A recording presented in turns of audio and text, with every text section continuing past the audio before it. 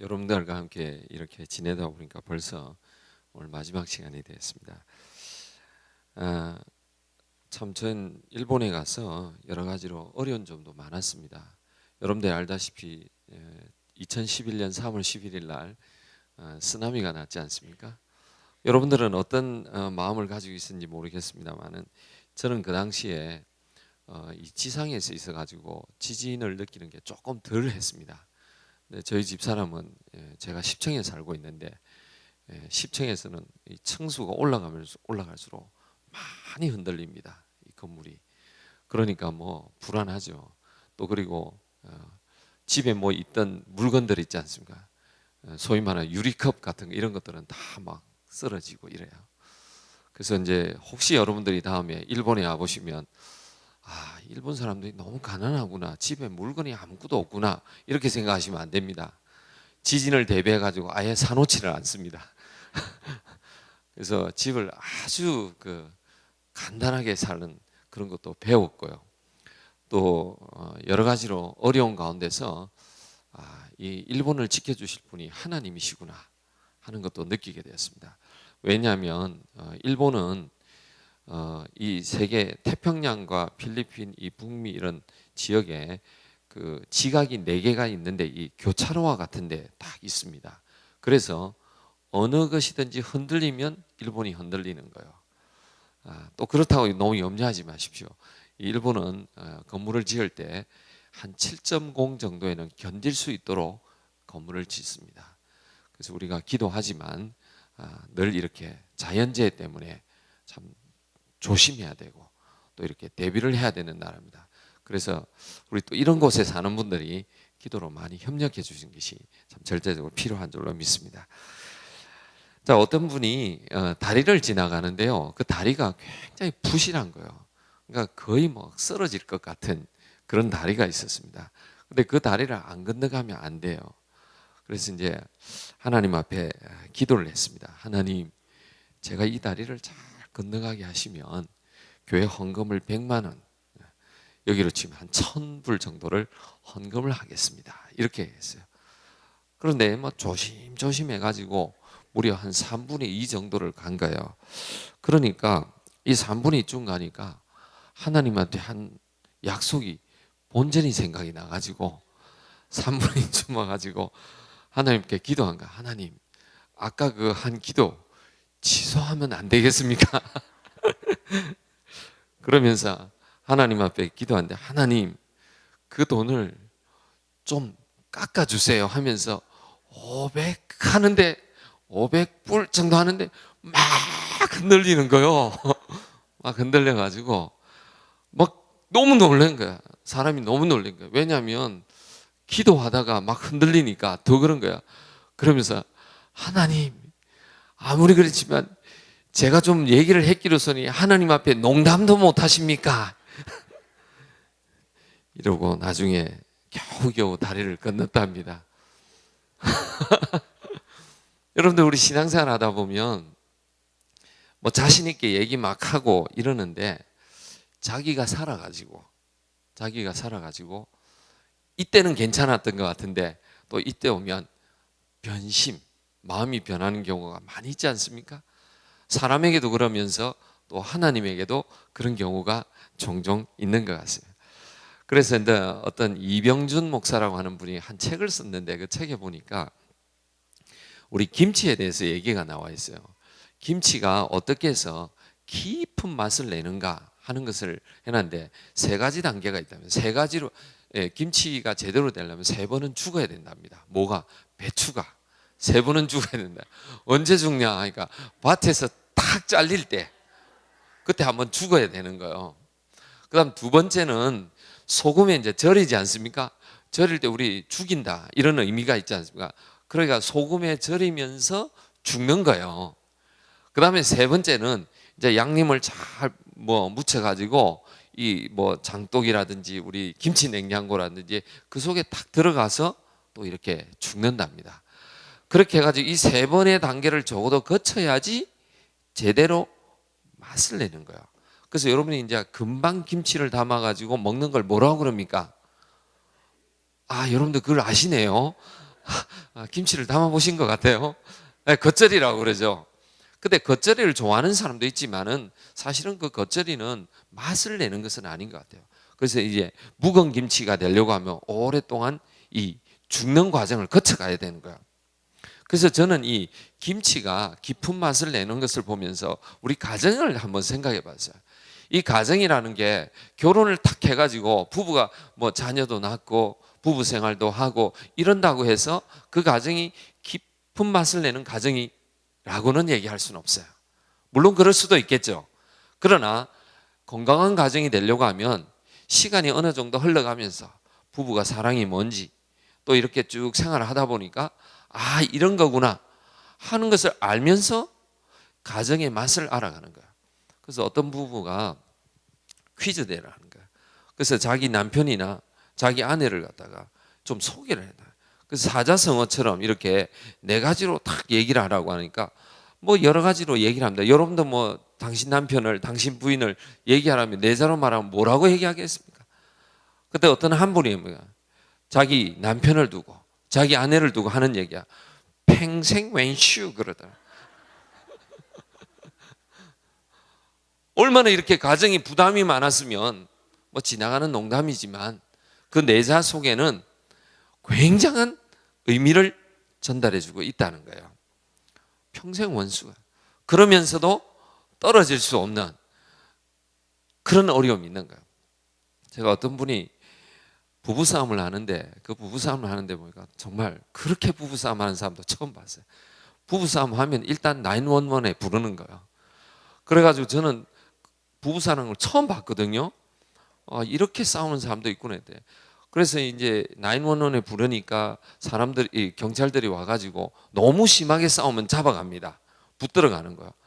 그러니까 또 이 부부들은 또 이 합의를 하면 또 잘 나와요.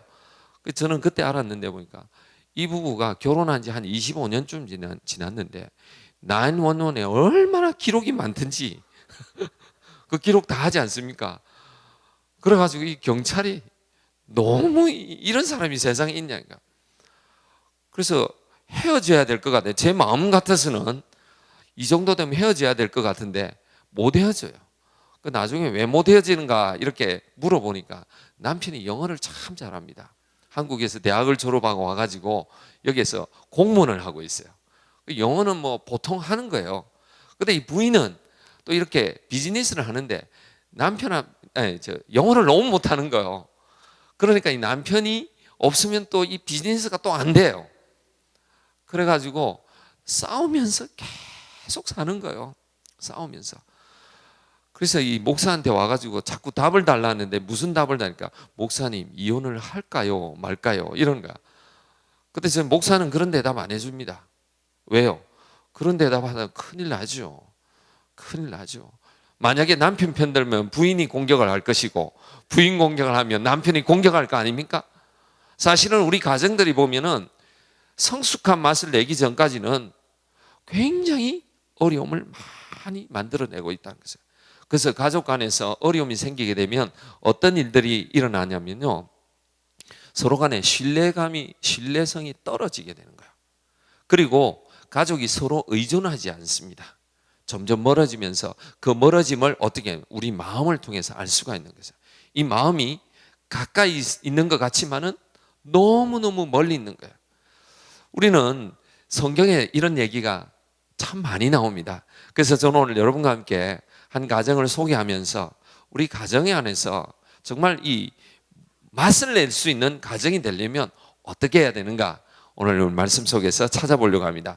우리 제일 먼저 이 가정이 상처에서 자유한 가정, 건강한 가정이 되려고 하면은요, 가정 내에서 역사하고 있는 사탄의 실체를 알아야 된다는 거예요.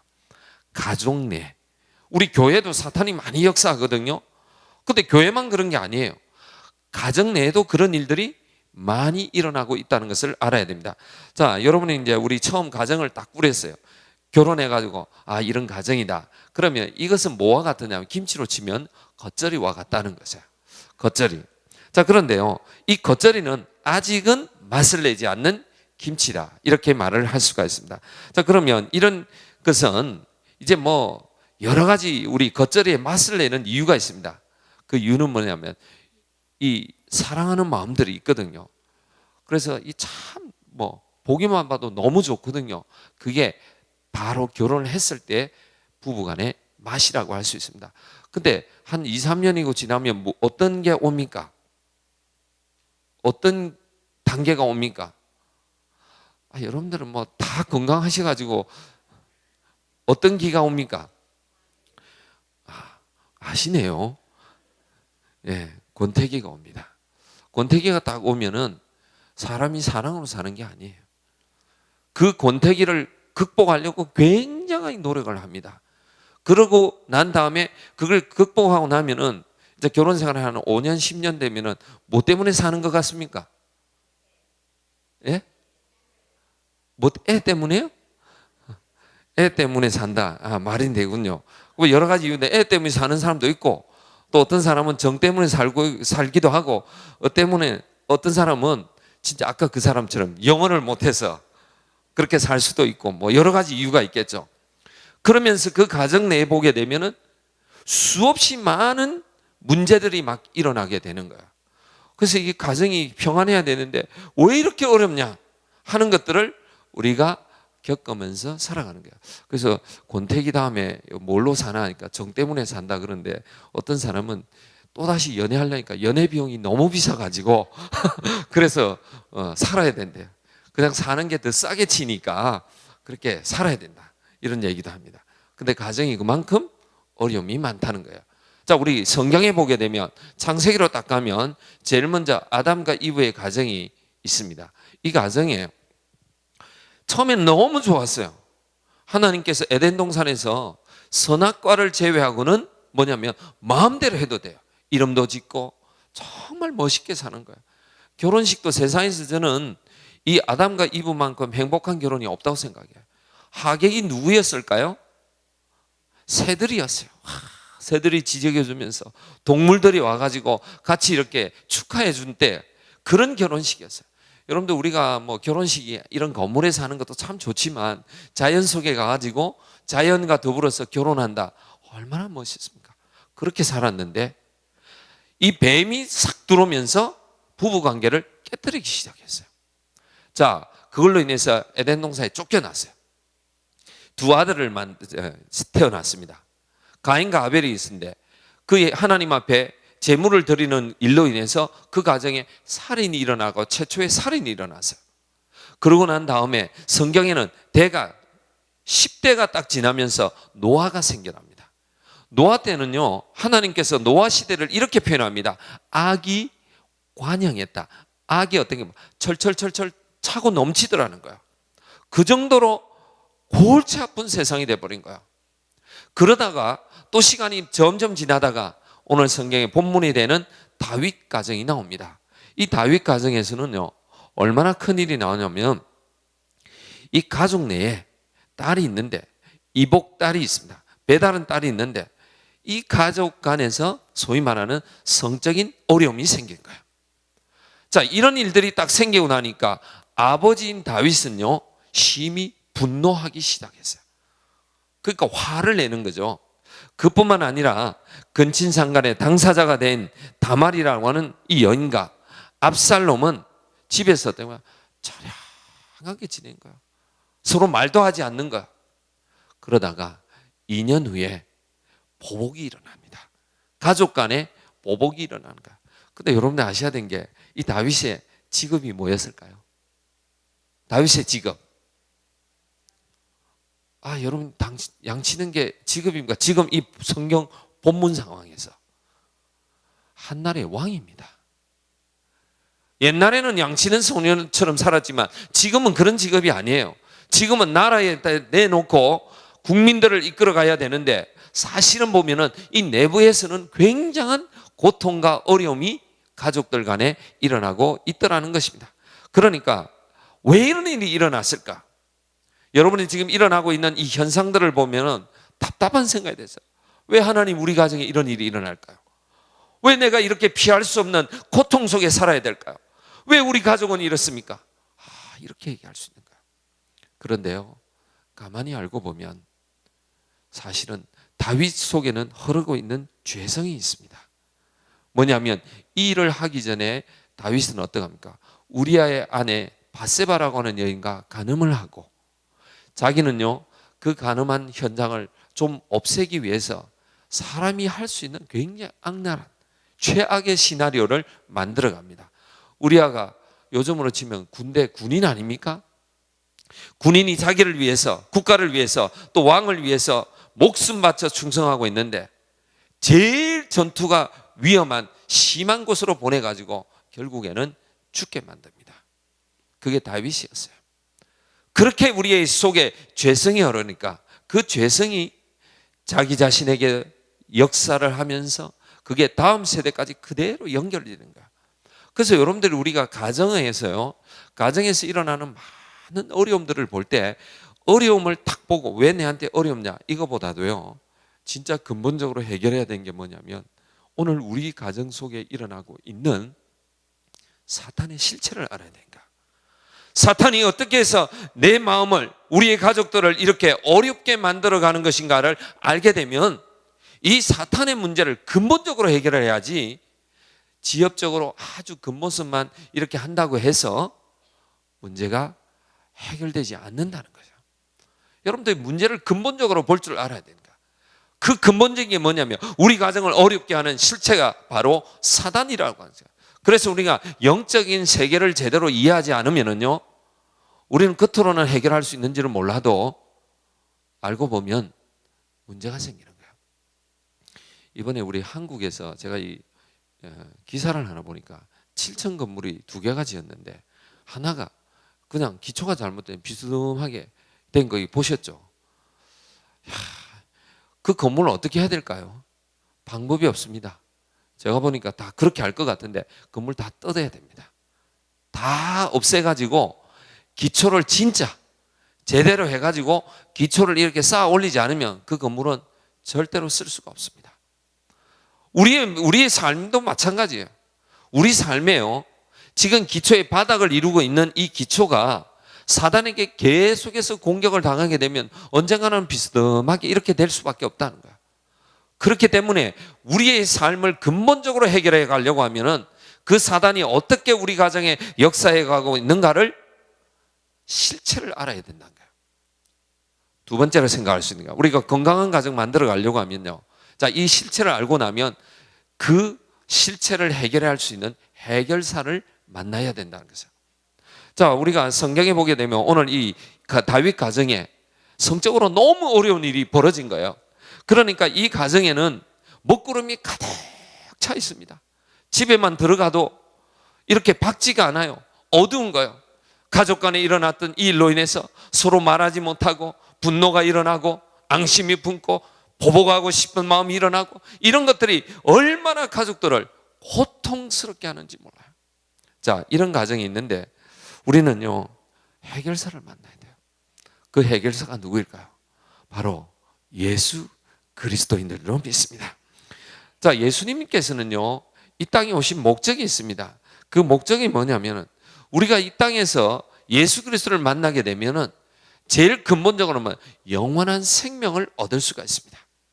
여러분들 예수 믿는 것이 얼마나 귀한지 몰라요. 예수를 딱 믿고 나면은요 우리 이 땅에서는 죽을 수밖에 없는 우리의 삶에 영원한 생명이 오는 거야. 생명이 개런티 되는 거예요.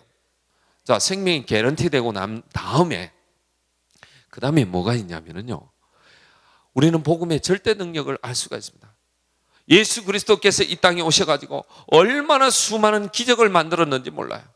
자, 병자들이 죽을 자가 와도 낫게 하신 분이 예수 그리스도이셔. 우리가 인생에서 얼마나 수많은 일들을 겪어가야 됩니까? 오늘도 여러분이 이 자리에 오셔가지고 우리 어깨 위에 있는 수많은 이 고통의 문제들을 누구를 두고 내가 아무리 해결하려고 해도 하지 못해서 고통스러워서 힘들어서 쓰러지면서 눈물을 흘리는 사람들이 얼마나 많은지 몰라요. 그때 여러분은 어떻게 해결하시겠습니까? 바로 예수 그리스도를 만나야 됩니다. 그 예수 그리스도를 만나게 되면은요, 그분은 우리 인생의 모든 것을 해결할 수 있는 위대한 능력을 가지고 있는 줄로 믿습니다. 그 능력을 가진 분이 오늘 우리 가정의 주인이 되기 시작하면은요, 나는 할 수 없어요. 나는 할 수 없는데 하나님은 할 수 있는 줄로 믿습니다. 제가 이 미국에 처음 왔을 때 어떻게 여기 오게 됐냐면 뭐 미국도 한번 오고 싶은 생각도 있었어요. 근데 제 친구가 지금 LA에 살고 있는데 오면 다 도와줄 테니까 오라고 하는 거예요. 너무 친한 친구가 오라고 하니까 그것도 여러분들 다 도와준다. 이걸 갖다가 제가 몇 번 이래 되새겼어요. 영어로 이제 everything이 뭐 어떤 의미입니까? 처음부터 끝까지 그 생각이 탁 들었어요. 그래가지고 LA로 탁 들어와가지고 그 친구가 코롤라 차를 타고 왔는데 틴팅이 돼 있는 코롤라 차. 저는 뭐 세상에 이렇게 좋은 차가 없다 이렇게 생각했습니다. 참 멋있더라고요. 그래가지고 차를 타고 쭉 지나가는데 그 헐리우드 있지 않습니까? 영화배우 많이 사는데 저는 그 친구가 그 동네 사는 줄 알았는데 지나가더라고요. 지나가요. 이 친구 이 동네가 아닌가 보다. 그래가지고 자꾸 갔더니 LA 다운타운에 가지고 아파트에 살고 있어요. 그래가지고 또 아파트도 여러분들 아파트도 겉과 속이 다르지 않습니까? 그 안에 딱 들어갔는데 원베드룸 어파트먼트예요. 조금 답답한 생각이 들다. 왜냐면 우리 가족만 살면 문제가 안 되는데 이 가족하고 같이 살아야 되니까 몇 명이 살고 있냐? 내가 숫자를 세어봤어요. 8명이 살아야 돼.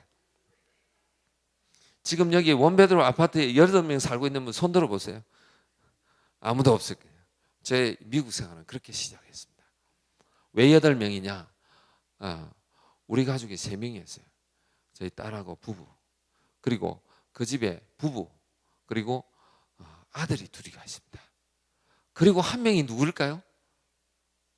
그러고 한 명이 또 있어요. 할머니가 있어요. 할머니. 그렇게 해서 8명이 딱 살면서 미국 생활을 시작했습니다. 그런데 이 사모님이 은행을 다녔어요. 부인이 은행을 다니는데 은행을 몇 시에 나가야 되냐? 새벽 6시쯤 일어나서 한 6시 반쯤에 나가야 돼요. 일찍 나가야 돼요. 그러니까 우리는 어떻게 했냐? 우리 가족은 거실에서 살고 그 다음에 이 5명 가족은 안방에서 사는 거예요. 그래서 우리가 집에 가면 옷도 좀 벗고 이래가 좀 편안하게 살아야 되지 않습니까? 그래서 저는 이 LA에서 첫 번째 생활이 군대 완전히 5분 대기조처럼 살았습니다. 군대 가면 5분 대기조라는 게 있는데 그거는 옷 다 입고 신발까지 신고 군대하고 딱 차이가 있으면 신발 안 신는 것만 차이가 있어요. 그렇게 시작을 했습니다. 근데 이 부인이 빨리 가야 되니까 그것도 원베드룸의 어파트먼트는 화장실이 몇 개 있을까요? 하나밖에 없습니다. 미국이라고 2개 있는 게 아니더라고요. 하나 있으니까 이 아침 되면 화장실 사용이 이 트래픽이 막 걸리는 거예요. 그래가지고 새벽 4시부터 일어나야 돼. 새벽 4시부터 일어나가지고 이렇게 해야지 되는 거예요. 그렇게 생활하는 거예요. 얼마나 인생의 짐이 무거운지 몰라요. 저는 이제 영주권을 받아야 되는데 영주권을 받으려고 하니까 돈을 얼마나 내가 우리 그 변호사 사무실을 찾아가니까 평균 4,000불을 내야 된대요. 영주권 내는데. 그래서 저는 LA에서 제일 잘한다는 유명한 변호사를 찾아갔습니다. 찾아가지고 사정 설명을 했어요. 내가 이런 사람인데 지금 돈이 없어서 그러니까 당신이 영주권 하는 걸 좀 가르쳐만 주면 내가 좀 잘 해보겠다고, 내가 하겠다고 그랬어요. 그랬더니 그 변호사가 깔깔깔깔 웃으면서 하는 얘기가, 목사님 사정은 이해하지만 사실은요 이거는 우리가 이거 해가 먹고 사는데 이거는 저 식당에 가지고 주방장한테 레시피 달라는 거하고 똑같은 얘기입니다. 미안하지만 못 해드립니다. 이렇게 얘기를 하는 거. 근데 어떻게 뭐 제가 다른 말을 할 수가 없어요. 그래서 딱 나오는데 변호사 사무실에서 제 친구가 툭 들어오는 거예요. 그러니까 또 우리 남에 대해서 관심 있지 않습니까? 너는 어떻게 들어왔냐? 그러니까 영주권 하러 변호사 만나러 왔대요. 그러냐고. 어디서 스폰서를 하냐? 어디서 스폰서를 한다. 너무 좋은 거예요. 뭐 돈도 문제가 없고 스폰서도 문제가 없고 everything is okay. 모든 게 좋은데 저는 모든 것이 다 막혀 있는 거예요. 여러분들 그럴 때 인생에서 좌절감 느끼지 않습니까? 힘이 쫙 빠지지 않습니까? 어디 가가지고 너 뭐 말할 수도 없는 고통을 이렇게 안고 가지 않습니까? 어쩌면 오늘 이 자리에 여러분들이 그런 인생의 짐을 가지고 왔을지도 몰라요. 저는 그때 그랬습니다. 눈물을 흘리면서 나왔어요. 나와가지고 제가 그날부터 중앙일보라는 신문을 사가지고 매일 신문인데 시간이 많으니까 광고까지 다 읽는 거예요. 광고는 웬만큼 잘 안 읽는데 광고를 다 읽었어요. 그렇게 읽었는데 한 코너에 보니까 영주권 하는 사람 도와드립니다. 이런 게 있는 거야. 전화를 했더니 자기는 변호사는 아닌데 이런 걸 경험이 있어가지고 도와드리는 일을 하고 있는데 수수료를 받는다는 거야. 그래서 저는 변호사한테 가서 4,000불을 달라고 하는데 4불도 없는 사람이라 그건 줄 수는 없으니까 혹시 저를 좀 도와줄 수 없겠냐. 그랬더니 교회 집사님이래요. 교회 집사님이라면서 저에게 오면 가르쳐 주겠대요. 뭐 해주지는 못하지만 목사님이 영어 하실 수 있으면 가르쳐 드리겠다는 거야. 그래서 제가 가서 보니까 영주권을 받는데 두 종류가 있더라고요. 하나는 R 비자, 종교 비자가 있어요. 이거는 이렇게 시간이 많이 걸리더라고요. 그리고 또 하나는 바로 영주권을 어플라이를 하는 게 있어요. 그래서 저는 시간 오래 걸린 거 안 된다고. 그래서 빨리 하는 것을 가지고 시작을 하겠다는데 딱 해주더라고요. 얼마 만에 받았냐면은 6개월 만에 받았습니다. 이쪽은 놀라지도 않고 이쪽만 영주권을 받아봤습니까? 저 혼자 했어요. 어떻게 해서 6개월 만에 받았냐? 제가 이 변호사 사무실 가면 늦게 된다는 걸 알았어요. 변호사 사무실에 클라이언트가 고객이 많이 있지 않습니까? 한 100명쯤 있으면 제가 이제 탁 가서 신청하면은 오케이 하면은 제가 꼴찌로 들어가는 거예요. 그러니까 차례대로 하니까 쭉 올라오면 한 번 해주고 이렇게 하지 않습니까? 근데 편지가 몇 번 왔다 갔다 해야 되잖아요. 그러니까 편지가 온 다음에 무슨 서류 가져오세요 하고 또 이제 꼴찌에서 쭉 올라가고 이러니까 2년 3년씩 걸리는 거예요. 근데 저는 그렇게 하지 않고 이 영주권에 어떻게 하는가 하는 것을 방법을 쫙 순서를 알았어요. 그리고 관공서에서 이 가버먼트에서 오는 것은 다 편지가 폼 아닙니까?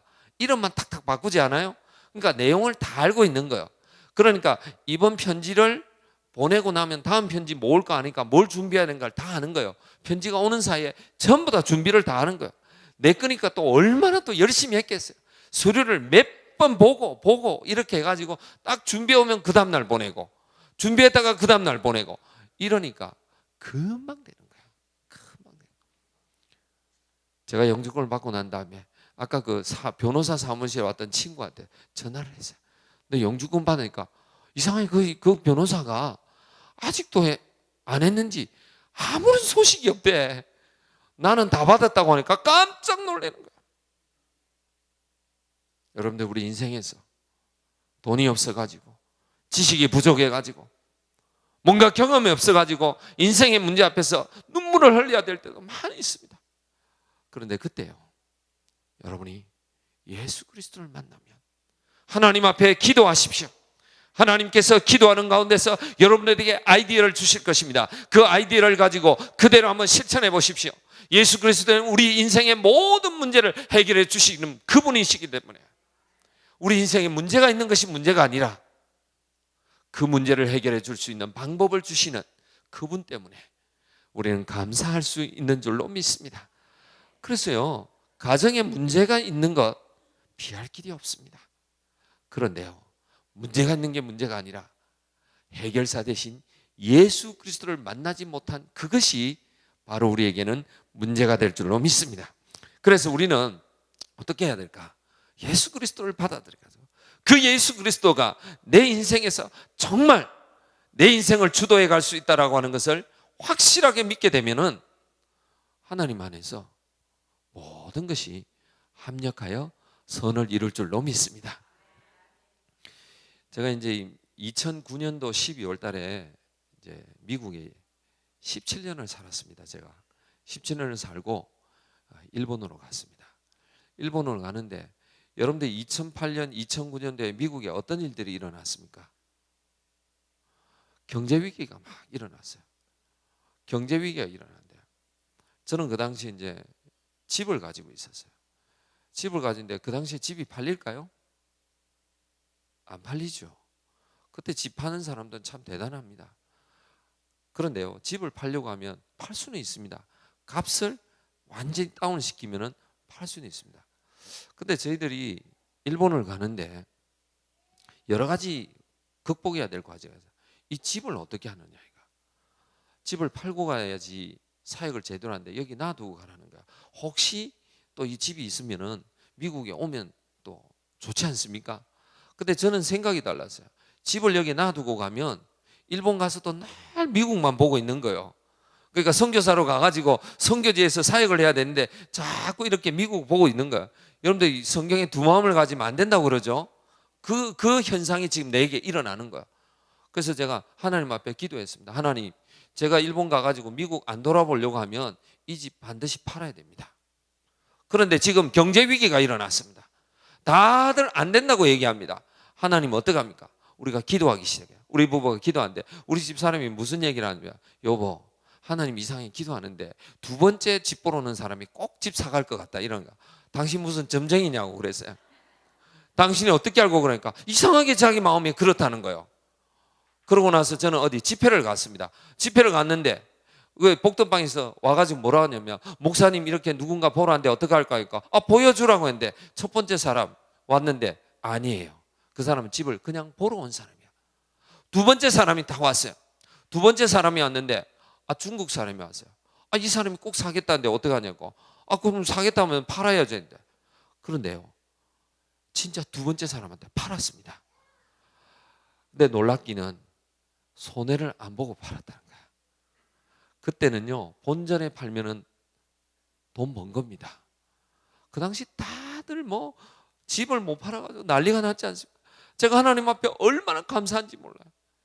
그 감사한 일을 통해서 집을 팔면서 하나님께서 우리가 뒤를 돌아보지 않겠다고 하니까 그 안 된다고 하는 그 상황에서도 뭐가 아니면 집을 팔게 해주시더라고요. 여러분들이 인생에서 얼마나 집을 팔아야 된다, 자녀를 양육해야 된다, 이런 일 얼마나 많습니까? 부부 사이를 어떻게 해야 된다. 이걸 누굴 통해서 하냐? 여러분 스스로 통해서 하려고 하지 마세요. 예수 그리스도를 통해서 하세요. 예수 그리스도를 통해서 할 때 우리가 알 수 없는 놀라운 방법으로 기도하는데 두 번째 사람이 올 것이라고 하는 그 마음이 그대로 실천이 되는 거예요. 저는 두 번째 아이를 미국에서 놔두라고 사람들에게 많이 얘기를 들었습니다. 왜? 11학년이니까. 11학년 아이 대학교 눈앞에 놔두고 데려가기가 참 어렵더라고요. 근데 기도를 하는 데서 하나님이 이런 마음을 주는 거야. 네가 그 애를 놔두고 가면은 매일 전화해가지고 밥 먹었냐, 또 뭐 제대로 학교는 가냐, 아프진 않냐. 우리 부모들 다 그렇지 않습니까? 그렇게 해가 사역이 되겠나? 그래서 하나님 데려가겠습니다. 데려가는 게 굉장한 손해를 합니다. 여기 공립학교 가면은 학비가 있어요, 없어요? 없잖아요. 근데 외국인 학교 데려가면 학비가 있어요, 없어요? 장난이 아니더라고요. 정말 여기에 놔뒀으면은 그런 문제를 다 해결할 수 있는데 이걸 데려가면은 제가 부담해야 되는 게 얼마나 많은지 몰라요. 그런데 이 아이가 바이올린을 하는 아이입니다. 바이올린을 참 잘해요. 왜 잘하는지 아냐? 제가 이 처음에 딱 보니까 이 바이올린 처음에 가면은 이 손 대는데 테이프를 붙여줘요. 근데 애가 테이프를 다 떼버리고 그냥 해요. 처음 가가지고 바로 그래요. 그래서 재능이 있구나 하는 것을 알았습니다. 그런데 미국에서 일본을 데려가니까 영어로 바이올린을 해내는 선생이 아예 없어요. 그러니까 애 보고 독학을 하라는 거야. 여러분들 이게 고등학생 보고 독학하라는 게 그게 말이 됩니까? 잘 안 되죠. 그래서 우리는 아이에게 해줄 수 있는 것을 최대한으로 하고 학교를 졸업해야 했습니다. 그러니까 마음 같아서는 음악대학을 보내고 싶은데 보낼 수가 없어요. 실력이 2년 동안 제대로 연습을 안 했기 때문에 못 들어가는 거예요. 그래서 일반과를 가라고 했어요. 그래서 인디아나 대학을 들어갔습니다. 근데 인디아나 대학을 들어갈 때 이유가 있었어요. 혹시 얘가 음악을 할지도 모르겠다. 그래서 그 학교에서 트랜스퍼를 하면은 좀 낫지 않겠나 하는데, 다른 학교가 더 좋은 오프를 하지만은 그 아이를 그렇게 저희들이 제안을 했더니 자기도 그렇게 가겠다는 거예요. 그렇게 갔습니다. 2개월이 지나더니 자기가 과를 바꾸겠다. 자기는 아무래도 음악을 해야 되겠다. 오케이, 음악 하는 거는 괜찮은데 그 학교에 가서 네가 오디션을 해가지고 들어가는 게 중요하지 않느냐. 그렇게 해서 네가 꼭 원한다면 그걸 해가지고 들어가라고 그랬어요. 2달 연습을 했습니다. 2달 연습을 해가지고 들어갔어요. 2달 만에. 그래도 안 놀라시는 여러분들 때문에 제가 지금 깜짝깜짝 놀라고 있습니다. 그런데요, 저희들이 할 수 있는 게 아무것도 없어요. 일본에 살면서 아이에게 전화 한 통 해주는 거, 그거 해주면 끝이에요. 그런데요, 기도. 하나님, 이 아이가 지금 이런 상황에 있는데 이런 일을 하려고 하는데 저희들 아무것도 해줄 수 없습니다. 미국에 다시 돌아갈 수도 없습니다. 하나님 기도합니다. 이 아이를 도와주세요. 하나님 이 아이를 인도해 주세요. 이 아이가 인생의 문제를 어떻게 풀어갈 것인가를 하나님 도와주세요. 기도하죠. 그런데 그 아이가 자기가 원하는 데 갈 수가 있어요. 갈 수가 있어요. 여러분들, 우리가 인생에서 얼마나 이런 일들이 많습니까? 가정에서 이런 문제가 생겨날 때 이 누구를 통해서 해결할 것인가? 내가 한다? 안 돼요.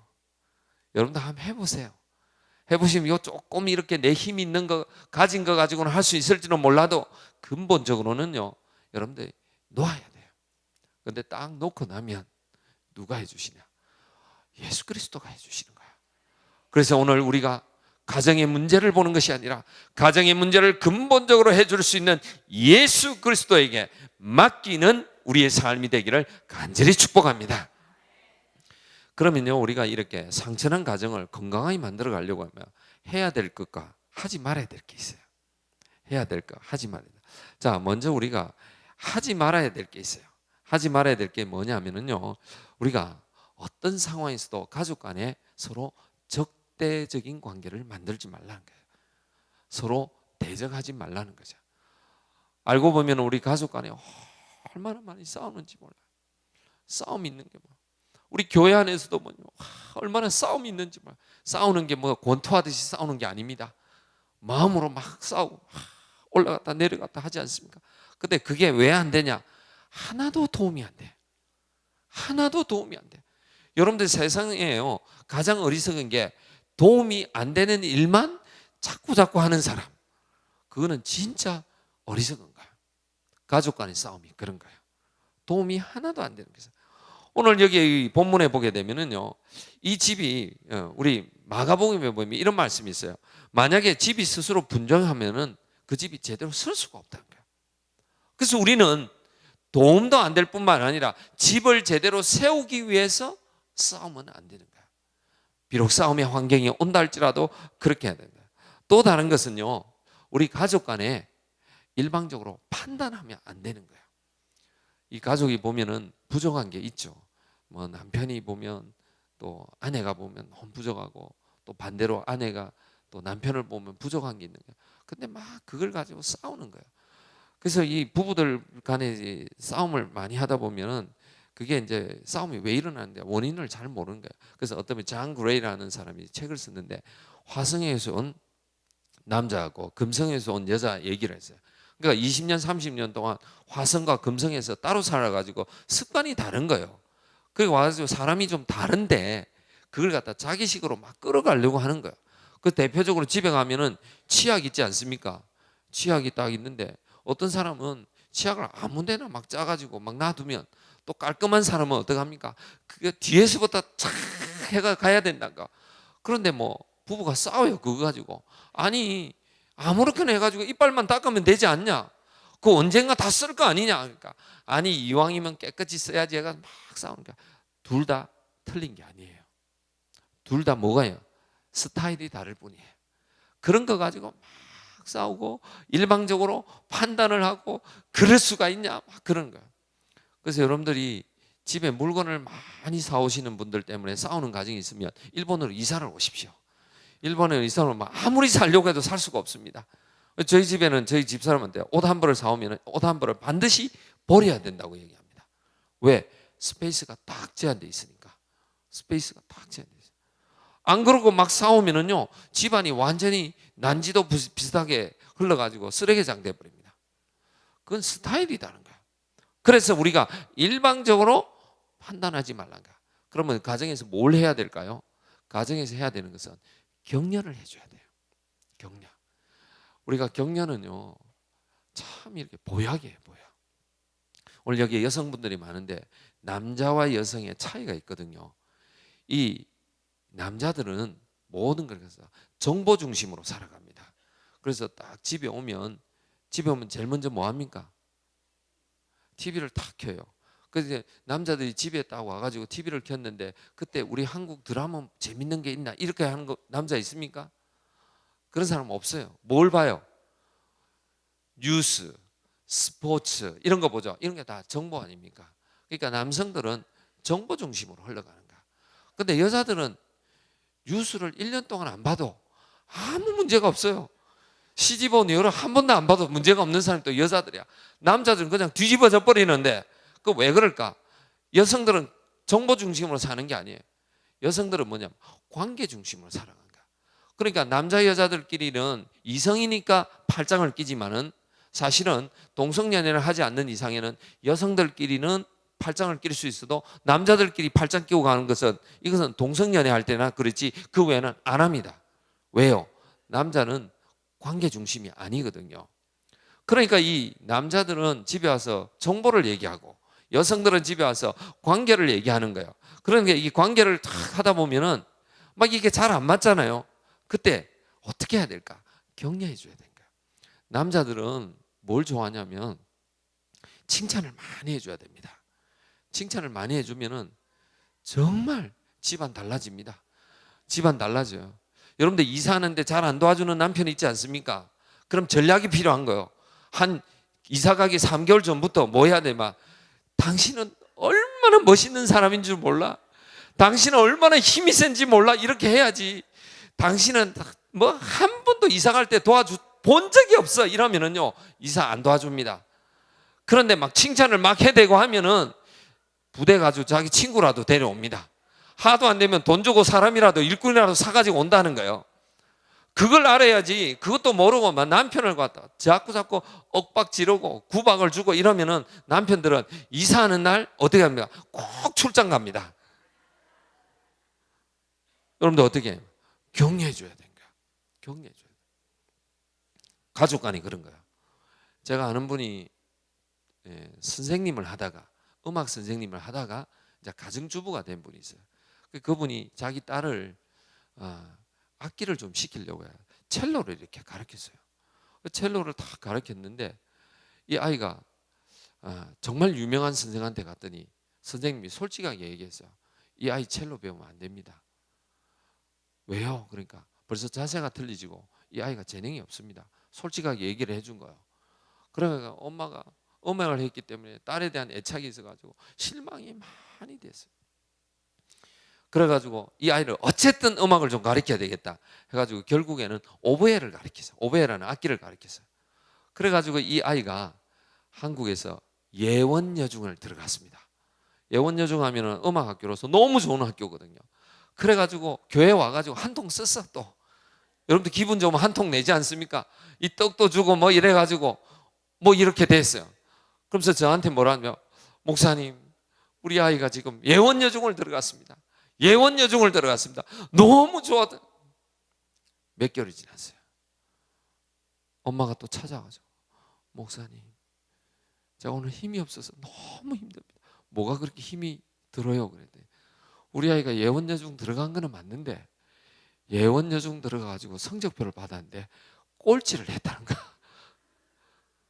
근데 자기가 선생을 해봤는데 우리 애가 꼴찌 한다는 건 상상도 못했다는 거야. 제가 그랬어요.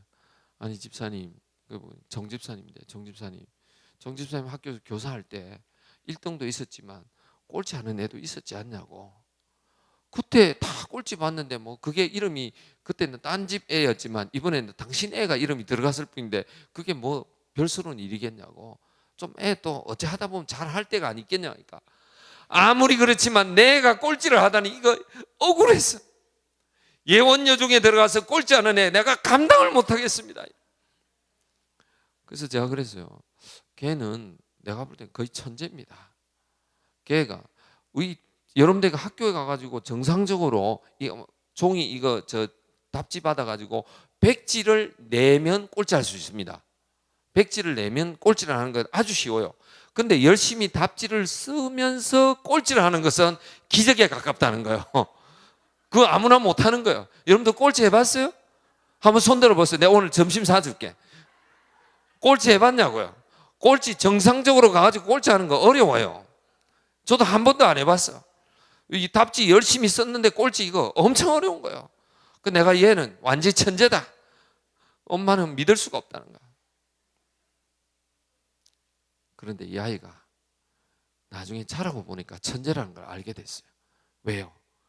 줄리아드 음대를 들어갔습니다. 줄리아드 음대가 뭐 어디 장난입니까? 줄리아드 음대를 들어가려면 아무나 못 들어갑니다. 그 아이가 그 학교에서 꼴찌를 했을 때는 엄마가 답답해서 세상에 창피해서 말할 수가 없었는데 이제는 당당히 말할 수 있습니다. 우리 딸이 줄리아드를 나왔다고 지금 뉴욕에 살고 있습니다. 여러분들 우리가 가족들 간에서 공부 못하는 아이 있습니다. 여러 가지 부족한 아이들 있습니다. 참 이렇게 뭐 여러 가지 면에서 내놓기에는 너무나 창피한 일도 있습니다. 그때마다 우리는 구박을 주고 가정의 상처를 만들고 보복을 하면서 고통스러운 가정을 만들 때가 얼마나 많은지 몰라요. 그때 오늘 예수님께서 찾아오셔서 말씀하세요. 한번 격려해보라고. 격려해보라고. 베드로가 예수님을 배반하고 사실은 예수님 모른다고 배반한 이후에 예수님이 찾아왔을 때 그는 멀리 도망가고 싶은 심정이었습니다. 그때 예수님은 찾아오셔가지고 네가 나를 사랑하느냐 그렇게 얘기하는 거예요. 네가 나를 사랑하느냐. 그러고 난 다음에 베드로가 어떻게 합니까? 내가 주님을 사랑하는 줄 주님은 아시나이다. 주님이 자기를 사랑하는 것을 알고 난 다음에 베드로는 이제 다시 한번 나가서 한번 열심히 사역하겠습니다 하고 난 이후에 그가 사도행전 전반들 사도행전 11장까지의 주인공이 됩니다. 여러분들이 베드로가 요한복음 21장에서 예수님을 만나기 그 전까지만 해도 그는 세상에서 가능성이 별로 없었습니다. 자기 선생님에게 욕하고 자기 선생님을 모른다 하고 자기 선생님을 배반은 3번이나 한 사람이야. 그 정도 배반하면요 우리 인간 사회에서는 정말 받아들일 수가 없는 사람이 되었어요. 그야말로 땅에 떨어져 있는 그 평판인데 주님은 찾아오셔서 한번 다시 해보라고 했더니 사도행전을 읽어나가는데 위대한 역사를 만든 분이 바로 베드로였습니다. 왜 그랬을까요? 격려해 주니까. 격려해 주니까. 오늘 여러분이 한번 가정으로 돌아가셔가지고 격려해 보십시오. 작은 것이라도 격려하게 되면 하나님은 얼마든지 여러분이 가지고 있는 약점을 정말 좋은 것으로 바꿔낼 수 있는 줄로 믿습니다. 또 한 가지는요, 우리 가족들이 해야 되는 것은 우리 상처가 생기는 것은 하나님께 맡기고 서로 가족이 도와야 되는 거죠. 여러분들 성경에 보게 되면 요셉이라고 하는 인물이 나오는데 요셉이 간략하게 말씀드리면 형들한테 미움을 받지 않습니까? 그렇게 해가지고 저 애굽에 종살이 가는 거야. 근데 갔는데 어느 날 보니까 총리 대신에 2인자가 딱 됐어요. 2인자가 돼가 높은 자리에 갔는데 보니까 형님이 양식을 구하러 온 거예요. 근데 형님은 동생을 몰라요. 근데 동생은 형님을 아는 거예요. 그럼 그때 이 동생이 이런 생각을 할 수 있어요. 그래, 내 어릴 때 나를 혼내주더니 오늘 너희도 혼나봐라, 이럴 수 있지 않습니까? 근데 요셉은 그러지 않았어요. 요셉은 그 형님들을 받아주면서 양식을 듬뿍 주고 나중에 어떻게 했습니까? 이민까지 오게 했습니다. 여러분들 이게요, 요셉이 열린 마음이 있는 거예요. 우리 가족들이 하나님 안에서 상처를 받을 수 있습니다. 요셉처럼 발려가지고 저 먼 나라 가지고 부모를 보지 못하고 종살이를 하고 감옥소에 갇히기도 하고 정말 인생에서 비참한 삶을 살아갈 수도 있습니다. 그런데요, 어느 날 주님께서는 그 요셉을 높은 자리에 올라가게 하시면서 더 넓은 마음을 주셔가지고 가족을 안아줬더니 그 가족이 죽어가는 가족이 아니라 양식이 없어서 굶는 가족이 아니라 오히려 양식을 풍성하게 먹을 수 있고, 그리고 이민까지 와가지고 그들의 위대한 역사를 만들어가는, 새로운 역사를 만들어가는 가정이 바로 요셉의 가정이었어요. 그래서 우리가요, 우리 가족들은 어떻게 해야 될까요? 우리 가족의 문제를 하나님께 맡기십시오. 하나님께 맡기고 이제는 가족을 도우십시오. 서로 작은 것부터 도우십시오. 그럴 때 하나님께서 위대한 가정을, 정말 멋진 가정을, 상처에 치유된 가정을 오늘 우리에게 주실 줄로 믿습니다. 기도하시겠습니다.